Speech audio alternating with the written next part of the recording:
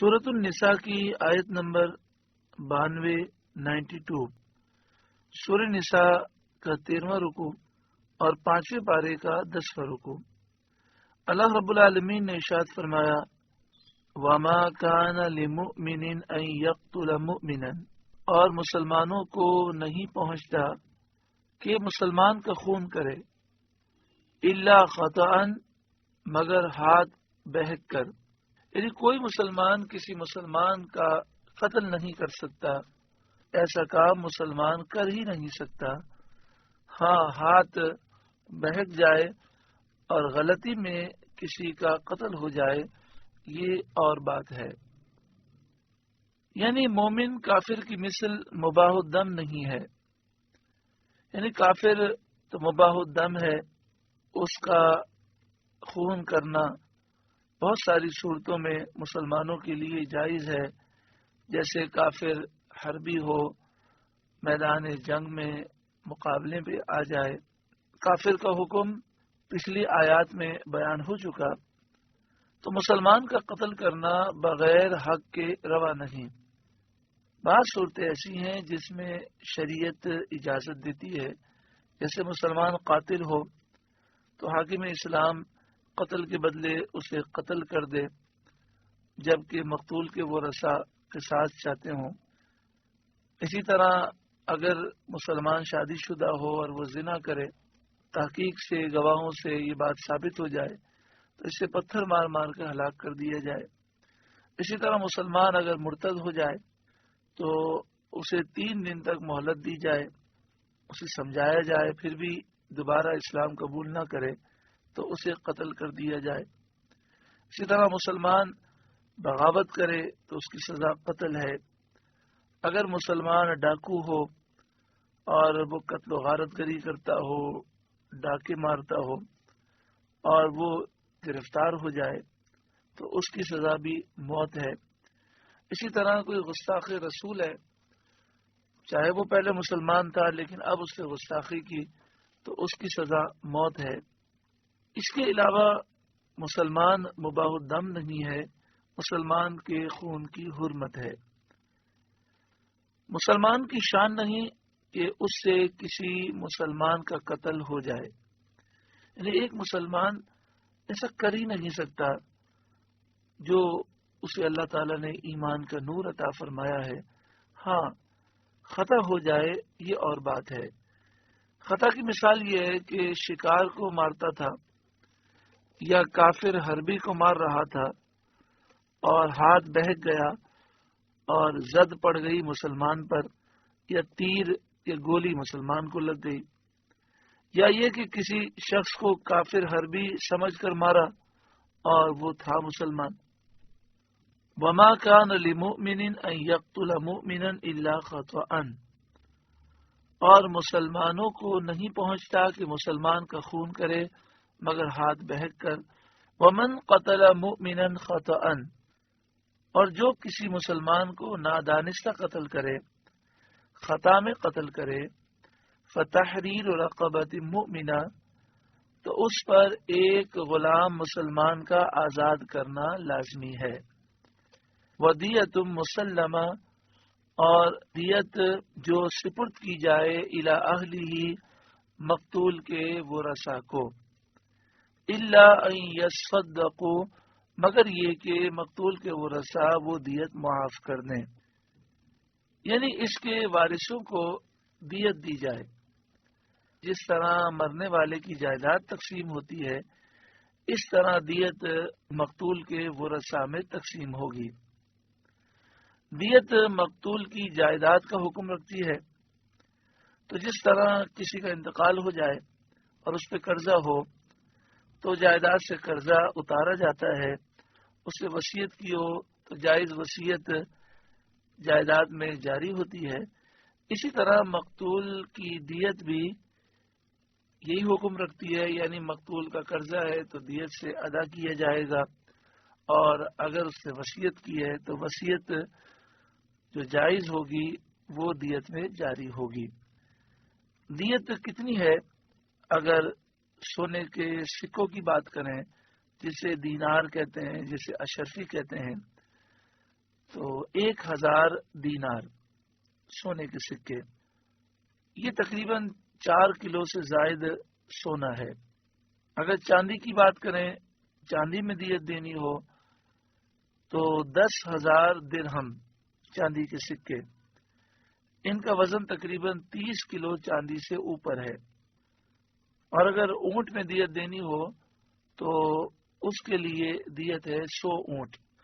اب مرضی ہے 100 اونٹ دے دیں یا 10,000 درہم چاندی دے دیں جس کا وزن 30 کلو چاندی سے زائد ہے، یا پھر 1000 دینار سونے کے سکے دے دیں جس کا وزن 4 کلو سونے سے زائد ہے، یا پھر ان تینوں میں سے جس کی چاہے قیمت دے دیں۔ یہ تینوں دینا ضروری نہیں، یہ تینوں میں سے کوئی ایک چیز دے دیں یا اس کی قیمت دے دیں۔ اگر مقتول کے ورثہ معاف کرنا چاہیں تو وہ دیت بھی معاف کر سکتے ہیں۔ فَإِن كَانَ مِن قَوْمٍ عَدُوٍّ لَكُمْ، پھر اگر وہ شخص جو خطان قتل کیا گیا مقتول اس قوم سے ہو جو تمہاری دشمن ہے، یعنی اس کے رشتہ دار کافر ہوں، وَهُوَ مُؤْمِن، اور وہ مقتول خود مسلمان ہو، فَتَحْرِيرُ رَقَبَةٍ مُؤْمِنَةٍ، تو صرف ایک مسلمان غلام کا آزاد کرنا لازمی ہے۔ تو ایک غلام مسلمان آزاد کیا جائے اور دیت اب نہیں دی جائے گی کیونکہ مقتول کے ورثہ کافر ہیں، لہذا کافر کو دیت نہیں دی جائے گی۔ وَإِن كَانَ مِن قَوْمٍ بَيْنَكُمْ وَبَيْنَهُم مِيثَاقٌ فَدِيَةٌ مُسَلَّمَةٌ إِلَىٰ أَهْلِهِ، اور اگر وہ اس قوم میں ہو کہ تم میں ان میں معاہدہ ہے تو اس کے لوگوں کو خون بہا سپرد کی جائے، یعنی مقتول کے ورثہ کو دیت دی جائے۔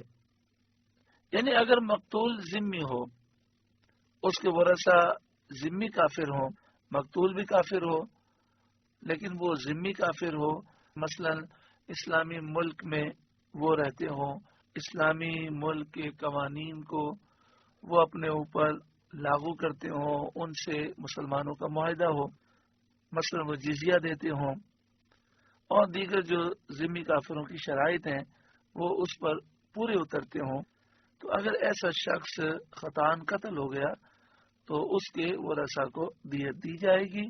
وَتَحْرِيرُ رَقَبَةٍ مُؤْمِنَةٍ، اور ایک مسلمان غلام آزاد کرنا لازمی ہے۔ فَمَن لَّمْ يَجِدْ، تو جس کا ہاتھ نہ پہنچے، یعنی جو غلام کو آزاد کرنے کی طاقت نہ رکھتا ہو، جیسے فی زمانہ پوری دنیا میں غلام کا وجود نہیں ہے، فَصِيَامُ شَهْرَيْنِ مُتَتَابِعَيْنِ، تو وہ لگاتار 2 مہینے کے روزے رکھے کفارے میں۔ لگاتار روزہ رکھنا یہ ہے کہ ان روزوں کے درمیان رمضان اور ایام تشریق نہ ہوں، یعنی 2 مہینے 60 روزے اس طرح رکھے کہ بیچ میں رمضان کا مہینہ بھی نہ آئے، عید الفطر کا دن بھی نہ آئے، عید الاضحیٰ کا دن بھی نہ آئے، 11 ذی الحجہ بھی نہ آئے، 12 بھی نہ آئے اور 13 ذی الحجہ بھی نہ آئے، ایام تشریق کے دن بھی نہ آئے اور رمضان کے ایام بھی نہ آئے، اور درمیان میں روزوں کا سلسلہ کسی عذر کی وجہ سے یا بغیر عذر کے کسی طرح بھی توڑا نہ جائے، یعنی مسلسل 60 روزے رکھے، اگر ایک روزہ بھی عذر کی وجہ سے یا بغیر کسی عذر کے، مثلا عذر سے مراد یہ کہ بیمار ہو گیا، وہ روزہ نہ رکھ سکا، تو پھر دوبارہ شروع سے 60 کی گنتی کرنی ہوگی۔ یہ آیت عیاش بن ربیہ مخزومی رضی اللہ تعالیٰ عنہ کے حق میں نازل ہوئی۔ وہ ہجرت سے پہلے مکہ مکرمہ میں اسلام لائے اور گھر والوں کے خوف سے مدینہ طیبہ جا کر پناہ گزین ہوئے۔ مدینہ منورہ جا کر انہوں نے پناہ لے لی، ہجرت انہوں نے کر لی۔ ان کی ماں کو اس سے بہت بے قراری ہوئی، اس نے حارث کو اور ابو جہل کو، یہ دونوں اس کے بیٹے تھے اور عیاش کے سوتیلے بھائی تھے، تو اس نے کہا کہ اے حارث، اے ابو جہل، تم میرے بیٹے عیاش کو جب تک میرے پاس واپس لے کر نہیں آؤ گے، نہ میں سائے میں بیٹھوں گی، نہ کھانا چکھوں گی، نہ پانی پیوں گی، میں اللہ کی قسم کھاتی ہوں یہ ساری چیزیں مجھ پر حرام ہیں۔ وہ دونوں حارث بن زید بن ابی انیسہ کو ساتھ لے کر تلاش کے لیے نکلے۔ مدینہ طیبہ پہنچ کر عیاش رضی اللہ تعالیٰ عنہ کو پا لیا اور ان کو ماں کے جزا فضا، بے قراری اور کھانا پینا چھوڑنے کی خبر سنائی اور اللہ کو درمیان دے کر یہ عہد کیا، یعنی انہوں نے یہ کہا کہ ہم اللہ کی خاطر تم سے یہ عہد کرتے ہیں کہ ہم دین کے معاملے میں تجھ سے کچھ نہیں کہیں گے، تجھے جو دین اختیار رکھنا ہے، جس پر چلنا ہے تو چل، ہم دین کے معاملے میں کوئی سختی نہیں کریں گے، صرف اپنی ماں کے پاس چلا جا اور ماں کو اپنی شکل دکھا دے۔ اس طرح حضرت عیاش رضی اللہ تعالیٰ عنہ کو مدینے سے نکال لائے اور مدینے سے باہر آ کر ان کو باندھا اور ہر ایک نے 100 کوڑے مارے، پھر ماں کے پاس لائے۔ تو ماں نے کہا کہ میں تیری مشقیں نہ کھولوں گی، یعنی تیری رسیاں میں نہ کھولوں گی، تجھے بندھا چھوڑوں گی دھوپ میں جب تک تو اپنا دین چھوڑ نہ دے، اسلام کو نہ چھوڑ دے۔ پھر حضرت عیاش رضی اللہ تعالیٰ عنہ کو دھوپ میں باندھا ہوا ڈال دیا اور ان مصیبتوں میں مبتلا ہو کر عیاش نے ان کا کہا مان لیا اور اپنا دین ترک کر دیا، اسلام چھوڑ دیا۔ تو حارث بن زید نے عیاش کو ملامت کی اور کہا تو اسی دین پر تھا، اگر یہ حق تھا تو تو نے حق کو چھوڑ دیا، اور اگر باطل تھا تو باطل دین پر رہا۔ یعنی حارث بن زید نے انہیں شرم دلائی اور کہا کہ تو نے اسلام کو چھوڑ دیا، اگر اسلام حق مذہب تھا تو نے حق کو چھوڑ دیا، اگر اسلام باطل تھا تو اس کا مطلب یہ ہوا کہ تو نے جو ہے باطل مذہب اختیار کیا تھا۔ یہ بات حضرت عیاش رضی اللہ تعالیٰ کو بڑی ناگوار گزری اور حضرت عیاش رضی اللہ تعالیٰ عنہ نے کہا کہ میں تجھ کو اکیلا پاؤں گا تو اللہ کی قسم ضرور قتل کر دوں گا۔ اس کے بعد حضرت عیاش رضی اللہ تعالیٰ عنہ نے توبہ کی اور اسلام لائے۔ ان کے بعد حارث بن زید رضی اللہ تعالیٰ عنہ بھی اسلام لے آئے اور ہجرت کر کے رسول کریم صلی اللہ علیہ وآلہ وسلم کی خدمت میں پہنچے، لیکن اس روز عیاش رضی اللہ تعالیٰ عنہ موجود نہ تھے اور انہیں حارث بن زید رضی اللہ تعالیٰ عنہ کے اسلام لانے کی اطلاع بھی نہ ہوئی۔ قبا شریف کے قریب حضرت عیاش رضی اللہ تعالیٰ عنہ نے حارث بن زید کو دیکھ لیا اور چونکہ انہوں نے قسم کھائی تھی کہ اکیلا تجھے پاؤں گا تو قتل کر دوں گا، تو بغیر کسی تحقیق کے پوچھے انہوں نے یہ خیال کر کے کہ یہ تو کافر ہے، انہوں نے قتل کر دیا۔ تو لوگوں نے کہا اے عیاش رضی اللہ تعالیٰ عنہ تم نے بہت برا کیا۔ حارث بن زید رضی اللہ تعالیٰ عنہ اسلام لا چکے تھے۔ اس پر حضرت عیاش رضی اللہ تعالیٰ عنہ کو بہت افسوس ہوا اور انہوں نے سید عالم صلی اللہ علیہ وسلم کی خدمت میں حاضر ہو کر واقعہ عرض کیا اور کہا کہ قتل کے وقت تک مجھے نہیں معلوم تھا کہ یہ اسلام لا چکے ہیں اور مسلمان ہو چکے ہیں۔ اس پر یہ آیت کریمہ نازل ہوئی اور اس میں یہ بیان کیا گیا کہ خطأً اگر کوئی کسی کو قتل کر دے تو اسے اس کی دیت بھی دینی ہوگی اور ایک مسلمان غلام بھی آزاد کرنا ہوگا، جبکہ مقتول مسلمان ہو اور اس کے ورثاء بھی مسلمان ہو، یا مقتول ذمی کافر ہو اور اس کے ورثاء بھی ذمی کافر ہوں۔ فمن لم یجد، تو جس کا ہاتھ نہ پہنچے، یعنی جو غلام کو آزاد کرنے کی طاقت نہ رکھتا ہو، فصیام شہرین متتابعین، وہ لگاتار 2 مہینے کے روزے رکھے کفارے میں، توبۃ من اللہ، یہ اللہ کے ہاں اس کی توبہ ہے، وکان اللہ علیما حکیما، اور اللہ جاننے والا حکمت والا ہے۔ مسلمان کو عمدن قتل کرنا سخت گناہ اور اشد کبیرہ گناہ ہے۔ حدیث شریف میں ہے کہ دنیا کا ہلاک ہونا اللہ کے نزدیک ایک مسلمان کے قتل ہونے سے ہلکا ہے، یعنی پوری دنیا اور اس کے سارے لوگ ہلاک ہو جائیں، اس سے سخت بات ہے کسی ایک مسلمان کا قتل کر دیا جائے۔ مسلمان کا قتل اتنا برا ہے۔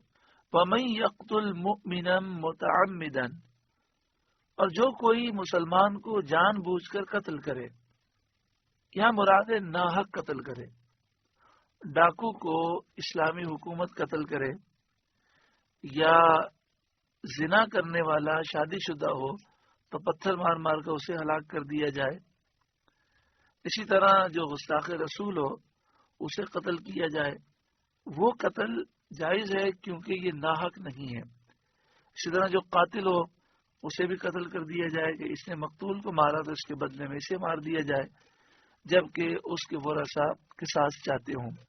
یہاں فرمایا کہ جو کسی مسلمان کو جان بوجھ کے قتل کرے یعنی ناحق قتل کرے، فَجَزَاؤُهُ جَهَنَّمُ خَالِدًا فِيهَا، تو اس کا بدلہ جہنم ہے کہ مدت اس میں رہے گا۔ وَغَضِبَ اللَّهُ عَلَيْهِ، اور اللہ نے اس پر غضب کیا، وَلَعَنَهُ، اور اس پر لعنت کی، وَأَعَدَّ لَهُ عَذَابًا عَظِيمًا، اور اس کے لیے بڑا عذاب تیار کر رکھا ہے۔ یہاں پہ فرمایا فَجَزَاؤُهُ جَهَنَّمُ خَالِدًا فِيهَا، اس کا بدلہ جہنم ہے کہ مدت اس میں رہے۔ یہ قتل اگر ایمان کی دشمنی کی وجہ سے ہو، یعنی کسی مسلمان کو اس لیے قتل کرے کہ یہ مسلمان کیوں ہے، اسے جو ایمان حاصل ہے اس ایمان سے دشمنی کرتے ہوئے، یا قاتل اس قتل کو حلال جانتا ہو تو یہ کفر بھی ہے۔ تو لہذا اگر کوئی شخص کسی مسلمان کو قتل کرے اور اس قتل کو جائز سمجھے تو ایسا شخص کافر ہو جائے گا، اسی پر اگر خاتمہ ہوا تو ہمیشہ جہنم میں جلتا رہے گا۔ یہاں پر خلود کا لفظ ہے خالدن فیہا، اعلیٰ حضرت امام اہل سنت نے ترجمہ فرمایا مدت اس میں رہے۔ خلود مدت دراز کے معنی میں بھی استعمال ہوتا ہے، اور قاتل اگر صرف دنیاوی دشمنی کی وجہ سے مسلمان کو قتل کرے اور اس کے قتل کو جائز نہ سمجھتا ہو تو اس کی سزا یہ ہے کہ وہ جہنم میں مدت دراز تک، طویل مدت تک جہنم میں رہے گا۔ شان نزول، یہ آیت مقیس بن خبابہ کے بارے میں نازل ہوئی۔ اس کے بھائی قبیلہ بنی نجار میں مقتول پائے گئے تھے۔ مقیس کے بھائی کو کسی نے قتل کر دیا تھا اور ان کی لاش قبیلہ بنی نجار میں ملی تھی۔ قاتل معلوم نہ تھا، تو نبی اکرم صلی اللہ علیہ وآلہ وسلم نے بنی نجار کو حکم دیا کہ اس کی دیت ادا کرو۔ تو بنی نجار قبیلے نے اس کی دیت ادا کر دی۔ دیت کا مسئلہ ابھی آپ سن چکے کہ 1000 دینار، جس کا وزن 4 کلو سونے سے زائد ہے، یا پھر 10,000 درہم چاندی کے سکے جس کا وزن تقریباً 30 کلو چاندی سے زائد ہے، یا پھر 100 اونٹ۔ تو ان لوگوں نے دیت ادا کر دی۔ اس کے بعد مقیس نے شیطان کے بہکاوے میں آ کر ایک مسلمان کو اس طرح قتل کر دیا کہ وہ بے خبر تھا، تو اسے بے خبر پا کر پیچھے سے حملہ کر کے اسے قتل کر دیا۔ یعنی اپنے بھائی کا اس نے انتقام ایک مسلمان سے لیا اور دیت کے اونٹ لے کر مکہ شریف وہ چلا گیا۔ یہ شخص مقیس مرتد ہو گیا۔ یہ اسلام میں پہلا شخص ہے جو مرتد ہوا۔ مرتد سے مراد ہوتی ہے کہ اسلام کو چھوڑ کر کفر کی طرف چلا گیا۔ تو اس آیت کریمہ میں اس بات کا ذکر ہے کہ جو کسی مسلمان کو جان بوجھ کے قتل کرے تو قتل اتنا بڑا گناہ ہے، قتل ناحق، کہ اس سے انسان کفر کی طرف چلا جاتا ہے، ایمان اس کا برباد ہو جاتا ہے، دل اس کا مردہ ہو جاتا ہے۔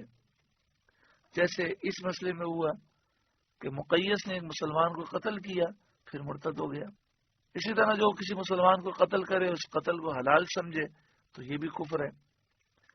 اور اگر بالفرض قاتل کا خاتمہ ایمان پر ہوا تو بھی وہ مدتوں جہنم میں جلے گا. ہاں اگر قاتل توبہ کر لے اور اللہ تعالی سے معافی مانگے تو اللہ غفور الرحیم ہے. یا ایھا الذین آمنوا، اے ایمان والوں، اذا ضربتم فی سبیل اللہ، جب تم اللہ کی راہ میں جہاد کو چلو، فتبینوا، تو تحقیق کر لو، ولا تقولوا لمن القى الیکم السلام، اور جو تمہیں سلام کرے اس سے یہ نہ کہو لست مؤمنا، کہ تو مسلمان نہیں. تبتغون عرض الحیات الدنیا، تم جیتی دنیا کا اسباب چاہتے ہو، تم دنیا کی زندگی کا سامان چاہتے ہو، یعنی مال غنیمت کی لالچ کی وجہ سے تم بغیر تحقیق کے میدان جنگ میں ایسا نہ کہو کہ یہ شخص جو تمہیں سلام کر رہا ہے یہ تمہیں دھوکہ دینے کے لیے سلام کر رہا ہے، اور اسے کافر سمجھ کر قتل نہ کرو. فعند اللہ مغانم کثیرہ، تو اللہ کے پاس بہت سی غنیمتیں ہیں. کذالک کنتم من قبل، پہلے تم بھی ایسے ہی تھے، یعنی تم کافر تھے. فمن اللہ علیکم، تو اللہ نے تم پر احسان کیا، تم نے اسلام قبول کیا اور مسلمانوں نے تمہیں مسلمان تسلیم کیا، کسی نے تمہارے اوپر شک نہیں کیا. فتبینوا، تو تم پر تحقیق کرنا لازم ہے. ان اللہ کان بما تعملون خبیرا، بے شک اللہ کو تمہارے کاموں کی خبر ہے. جس میں اسلام کی علامت یا نشانی پاؤ اس سے ہاتھ روک لو، اور جب تک اس کا کفر ثابت نہ ہو جائے اس پر ہاتھ نہ ڈالو. یعنی جب مسلمان جہاد کے لیے جائے اور میدان جنگ میں دشمن کی بستی پر وہ حملہ کریں، میدان جنگ میں ہوں، تو جہاں پر اسلام کی علامت یا نشانی پائیں وہاں ہاتھ روک لیں اور پھر تحقیق کریں، جب تک کفر ثابت نہ ہو حملہ نہ کریں. ابو داؤد اور ترمذی کی حدیث میں ہے، سید عالم صلی اللہ علیہ وآلہ وسلم جب کوئی لشکر روانہ فرماتے حکم دیتے کہ اگر تم مسجد دیکھو یا اذان سنو تو قتل نہ کرنا. اکثر فقہا نے فرمایا کہ اگر یہودی یا عیسائی یہ کہے کہ میں مومن ہوں تو اس کو مومن نہ مانا جائے گا، کیونکہ وہ اپنے عقیدے ہی کو ایمان کہتا ہے. یعنی یہودی یا عیسائی کہے جی میں مومن ہوں، میں مسلمان ہوں، تو اس کی بات کو نہیں مانیں گے بلکہ اس سے وضاحت طلب کریں گے، کیونکہ یہ یہودیت کو اور عیسائیت ہی کو ایمان سمجھتے ہیں، اسلام سمجھتے ہیں. اور اگر لا الہ الا اللہ محمد رسول اللہ کہے، جب بھی اس کے مسلمان ہونے کا حکم نہ کیا جائے گا جب تک کہ وہ اپنے دین سے بیزاری کا اظہار اور اس کے باطل ہونے کا اعتراف نہ کرے. یہودی ہو، عیسائی ہو، ہندو ہو، اگر وہ مسلمان ہونا چاہتا ہے تو طریقہ یہ ہے کہ وہ اسلام کا کلمہ پڑھے، اسلام قبول کرے اور اپنے سابق دین سے بیزاری کا اعلان کرے.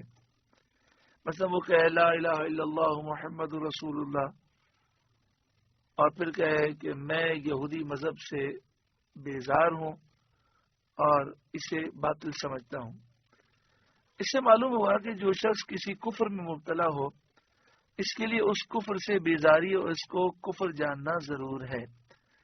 اب جیسے قادیانی ہے، اب کوئی قادیانی ہمارے سامنے کلمہ پڑھے اور کہ میں مسلمان ہوں، میں مومن ہوں، ہم اس وقت تک اسے مسلمان تصور نہیں کریں گے جب تک کہ وہ قادیانی مذہب سے بیزاری کا اعلان نہ کرے، جب تک کہ وہ اپنے کفریہ عقائد سے توبہ کا اعلان نہ کرے. وہ اگر مرزا غلام قادیانی کو نبی سمجھتا ہے، پیارے آقا صلی اللہ علیہ وآلہ وسلم کو آخری نبی نہیں مانتا، اس طرح کے کفریہ عقائد رکھتا ہے اور کلمہ پڑھے اور اپنے آپ کو مومن کہے تو وہ مومن شمار نہ ہوگا.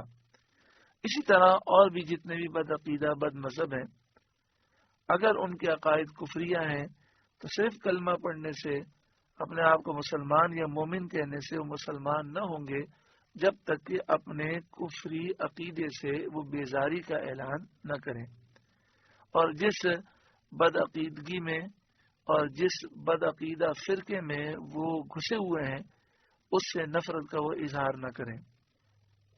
جب مسلمانوں نے اسلام قبول کیا اور اسلام میں داخل ہوئے تو جب مسلمانوں نے کلمہ شہادت پڑھ لیا تو کلمہ شہادت سن کر مسلمانوں کی جانیں اور مال محفوظ کر دیے گئے۔ تو یہاں اس آیت کریمہ میں یہ بیان کیا گیا کہ تمہارا اظہار بے اعتبار نہ قرار دیا گیا، ایسا ہی اسلام میں داخل ہونے والوں کے ساتھ تمہیں بھی سلوک کرنا چاہیے کہ اگر کوئی اسلام میں داخل ہو تو فوراً یہ مت کہہ دو کہ یہ ایسے ہی کلمہ پڑھ رہا ہے، ہاں تحقیق کر لو، اگر یہ ثابت ہو جائے کہ یہ کفری عقائد سے توبہ کر چکا ہے تو اسے مسلمان تسلیم کرو۔ یہ آیت مرداش بن نہیک کے حق میں نازل ہوئی جو فدق کے رہنے والے تھے، اور تمام فدق کے رہنے والے کافر تھے، پوری قوم میں یہی ایک اسلام لائے تھے۔ اس قوم کو خبر ملی کہ لشکر اسلام ان کی طرف آ رہا ہے تو قوم کے سب لوگ بھاگ گئے، مگر مرداس وہیں ٹھہرے رہے۔ انہوں نے سوچا لشکر اسلام آ رہا ہے، میں تو مسلمان ہوں۔ جب انہوں نے دور سے لشکر کو دیکھا تو انہوں نے خیال کیا ہو سکتا ہے کہ کوئی کافروں کا گروہ ہو، تو یہ اپنی بکریاں لے کر پہاڑ کی چوٹی پر چڑھ گئے۔ جب لشکر آیا اور انہوں نے اللہ اکبر کے نعروں کی آوازیں سنی تو خود بھی اللہ اکبر پڑھتے ہوئے نیچے اتر آئے اور کہنے لگے لا الہ الا اللہ محمد رسول اللہ السلام علیکم۔ تو مسلمانوں نے یہ خیال کیا کہ فدق کے تو سارے لوگ کافر ہیں، یہ شخص تو دھوکہ دینے کے لیے، مغالطہ دینے کے لیے ایمان کا اظہار کر رہا ہے، تو مرداس کو قتل کر دیا گیا اور مسلمانوں نے ان کی بکریاں لے لیں۔ جب سید عالم صلی اللہ علیہ وآلہ وسلم کے حضور میں حاضر ہوئے اور تمام ماجرا عرض کیا تو نبی اکرم صلی اللہ علیہ وآلہ وسلم کو سخت رنج ہوا اور آپ نے فرمایا تم نے اس کے سامان کے سبب اس کو قتل کر دیا۔ اس پر یہ آیت نازل ہوئی۔ نبی اکرم صلی اللہ علیہ وآلہ وسلم نے حکم دیا کہ مقتول کی بکریاں اس کے گھر والوں کو واپس کی جائیں۔ یا ایھا الذین آمنوا، اے ایمان والو، اذا ضربتم فی سبیل اللہ، جب تم اللہ کی راہ میں جہاد کو نکلو، جہاد کو چلو، فتبینوا، تو تحقیق کر لو، ولا تقولوا لمن القى الیکم السلام لست مؤمنا، اور جو تمہیں سلام کرے اس سے یہ نہ کہو کہ تو مسلمان نہیں۔ تبتغون عرض الحیات الدنیا، تم دنیا کی زندگی کا سامان چاہتے ہو، فعند اللہ مغانم کثیرہ، تو اللہ کے پاس بہت سی غنیمتیں ہیں۔ کذالک کنتم من قبل، اسی طرح تم پہلے تھے، تم کافر تھے، تم نے مسلمانوں کے سامنے کلمہ پڑھ کے اسلام کا اظہار کیا، فمن اللہ علیکم، تو اللہ نے تم پر احسان فرمایا اور مسلمانوں نے تمہارے اسلام کو قبول کر لیا، فتبینوا، تو تم پر تحقیق کرنا لازم ہے۔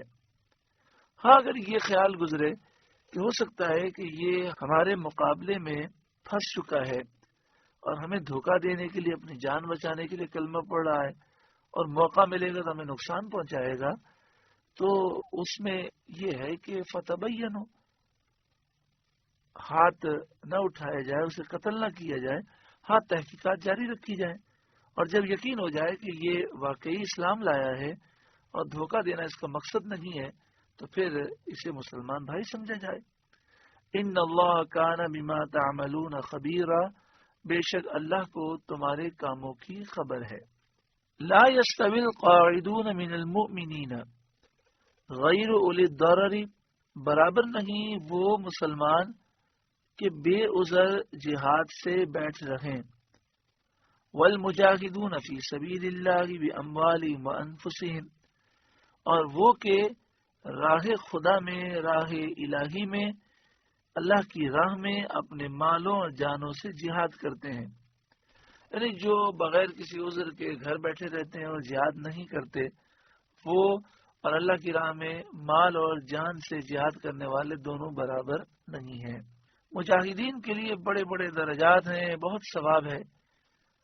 اور یہ مسئلہ بھی ثابت ہوتا ہے کہ جو لوگ بیماری کی وجہ سے یا بڑھاپے کی وجہ سے یا کمزوری کی وجہ سے یا نابینا ہونے کی وجہ سے، ہاتھ پاؤں کے ناکارہ ہونے کی وجہ سے یا اور کسی عذر کی وجہ سے جہاد میں حاضر نہ ہوں، وہ فضیلت سے محروم نہ کیے جائیں گے. اگر نیت اچھی ہوگی اور جہاد کا جذبہ ہوگا تو انہیں جہاد کا ثواب دیا جائے گا. اس سے معلوم ہوا کہ جو شخص جہاد کرنے کی طاقت نہ رکھتا ہو تو اسے جذبہ جہاد رکھنا چاہیے، شوق شہادت اس میں ہونا چاہیے، تاکہ اسے جہاد کا ثواب بھی ملے، اور اگر وہ میدان جنگ میں شہید نہ بھی ہوا، بستر پر موت آئی، پھر بھی شہادت کا اجر اسے ملے گا. بخاری شریف کی حدیث میں سید عالم صلی اللہ علیہ وسلم نے غزوہ تبوک سے واپسی کے وقت فرمایا. یہ آپ نے کن لوگوں کے متعلق فرمایا؟ یہ وہ لوگ تھے کہ جب مدینے سے نبی اکرم صلی اللہ علیہ وآلہ وسلم تبوک کے مقام کی طرف جہاد کے لیے جا رکھے تھے تو یہ آئے تھے اور انہوں نے کہا کہ ہمیں اجازت دیجیے جہاد کرنے کی. تو آپ صلی اللہ علیہ وسلم نے فرمایا تمہارے پاس سواری کے اونٹ ہیں؟ تو انہوں نے کہا نہیں، ہم پیدل چلیں گے. تو آپ نے فرمایا سفر بہت طویل ہے، میں پیدل چلنے کی اجازت نہیں دوں گا.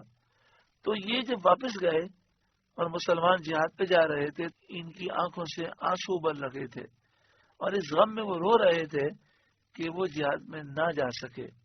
تو ان کے متعلق نبی اکرم صلی اللہ علیہ وسلم نے غزوہ تبوک سے واپسی کے وقت فرمایا کچھ لوگ مدینہ منورہ میں رہ گئے ہیں، ہم کسی گھاٹی یا آبادی میں نہیں چلتے مگر وہ ہمارے ساتھ ہوتے ہیں، یعنی ثواب میں ہمارے ساتھ ہوتے ہیں، انہیں عذر نے روک لیا ہے.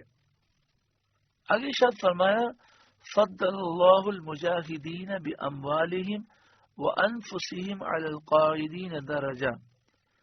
اللہ نے اپنے مالوں اور جانوں کے ساتھ جہاد کرنے والوں کا درجہ بیٹھنے والوں سے بڑا کیا. یہاں پر جو القاعدین کا ذکر ہے، بیٹھنے والے، یہاں وہ مراد نہیں ہے جو بے عذر بیٹھ جائیں، بلکہ یہاں وہ مراد ہیں جو عذر کی وجہ سے گھر بیٹھ جائیں اور جہاد میں نہ جا سکیں. تو مفسرین نے فرمایا کہ جو عذر کی وجہ سے گھر بیٹھ جائے اور جہاد میں نہ جا سکے اسے ثواب ضرور ملتا ہے، لیکن پھر بھی مجاہدین کا درجہ ان سے بلند ہے. وَكُلًّا وَعَدَ اللَّهُ الْحُسْنَى، اور اللہ نے سب سے بھلائی کا وعدہ فرمایا. جہاد کرنے والوں سے بھی بھلائی کا وعدہ فرمایا اور جو کسی عذر کی وجہ سے جہاد میں نہ جا سکے ان سے بھی بھلائی کا وعدہ فرمایا. وَفَضَّلَ اللَّهُ الْمُجَاهِدِينَ عَلَى الْقَاعِدِينَ أَجْرًا عَظِيمًا، اور اللہ نے جہاد والوں کو بیٹھنے والوں پر بڑے ثواب سے فضیلت دی ہے. درجات منہ، اس کی طرف سے درجے ہیں، ومغفرۃ ورحمہ، اور بخشش اور رحمت ہے. یہاں پر آخر میں جو المجاہدین کا ذکر ہے اور اس کے بعد القاعدین کا ذکر ہے، تو یہاں القاعدین سے مراد ہیں بغیر عذر کے گھر میں بیٹھنے والے. تو فرمایا کہ جو بغیر عذر کے گھر میں بیٹھ جاتے ہیں ان پر جہاد کرنے والوں کو اللہ نے بڑے ثواب سے فضیلت دی ہے. حدیث شریف میں ہے کہ اللہ تعالی نے مجاہدین کے لیے جنت میں 100 درجے مہیا فرمائے. ہر 2 درجوں میں اتنا فاصلہ ہے جیسے آسمان و زمین میں. اللہ تعالی ہمیں جذبہ جہاد عطا فرمائے، شوق شہادت نصیب فرمائے. وکان اللہ غفور الرحیم، اور اللہ بخشنے والا مہربان ہے. سورہ نساء کا 3واں رکوع مکمل ہوا. اللہ تعالیٰ اس رکوع کے نور سے ہمارے قلوب کو روشن منور فرمائے آپ سے گزارش ہے کہ قرآن کے اس پیغام کو آگے پہنچا کر ثواب جاریہ حاصل کریں۔